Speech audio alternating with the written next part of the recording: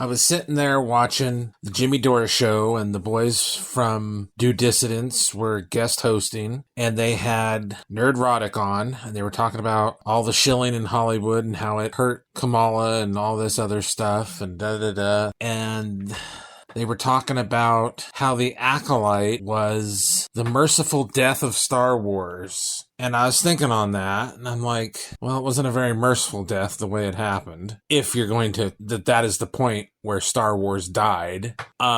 So let's talk about that. I've heard a lot of things of when they declared the Star Wars was dead. Mainly the prequels. Thanks to Red Letter Media, Mr. Plinkett, it seemed to have gained a foothold. Now, I'm not saying that those movies are perfect. Not by the stretch.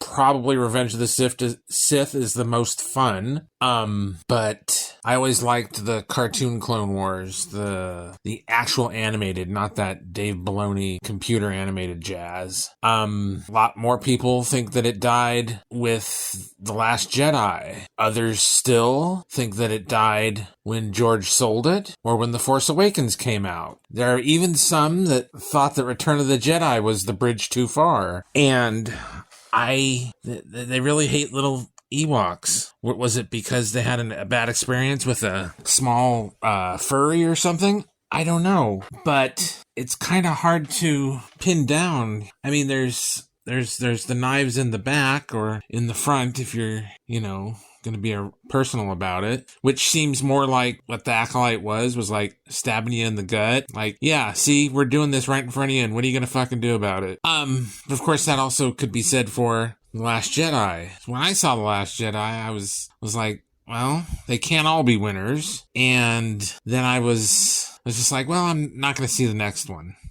Whatever. And then the shite that happened, being called a Nazi because you didn't just love the movie, blah, blah, blah, so on and so forth. And then there were those glimmers of hope, those, pieces of corn in the shit, The Mandalorian. You were hoping that Boba Fett was going to be good, and it was bad for basically the Vespas. I mean, others can say the Dances with Wolves thing with the Sarlacc pit. I actually didn't mind that. I saw where they were going. It was like, okay, yeah, you're trying to be slowly consumed by a creature. It might change your life. I think it just kind of fell apart because they didn't really explore it enough either. And those mods were just ridiculous. And then riding around on a Rancor, somebody watched a TV show or something, or read a comic book.